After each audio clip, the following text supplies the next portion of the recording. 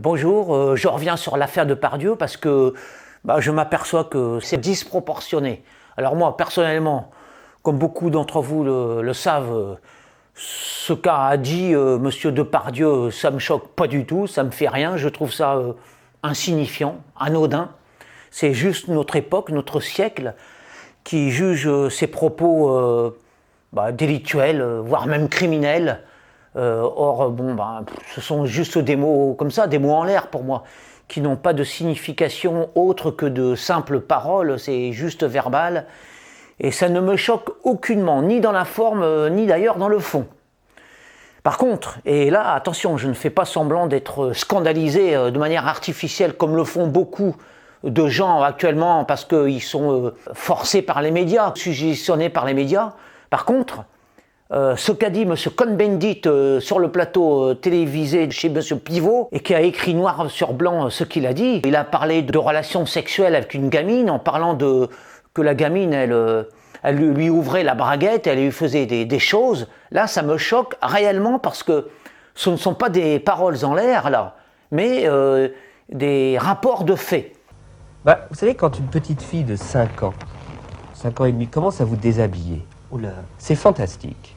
C'est fantastique parce que c'est un jeu absolument érotico-maniaque. Monsieur Cohn-Bendit a rapporté des faits, alors délictuels, criminels même. Par contre, je vois qu'il n'y a pas eu de suite ni médiatique ni judiciaire.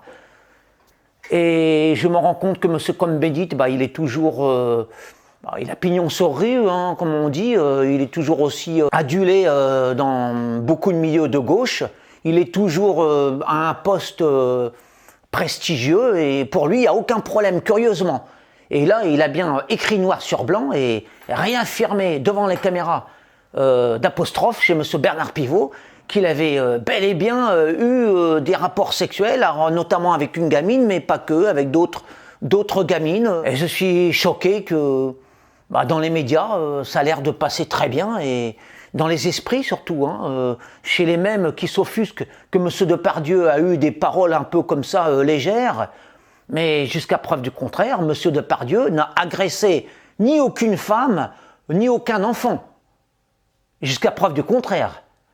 Nous avons affaire là, en fait, à des mots, c'est-à-dire du vent, en fait, on peut dire. Parce que derrière ces mots, il n'y a rien, il n'y a que du vide, c'est juste une provocation, c'est une manière d'être. Monsieur Depardieu est ainsi, comme beaucoup d'hommes d'ailleurs, de son âge, de sa génération. Et derrière, il n'y a rien de concret. Et pourtant, la pilule ne passe pas.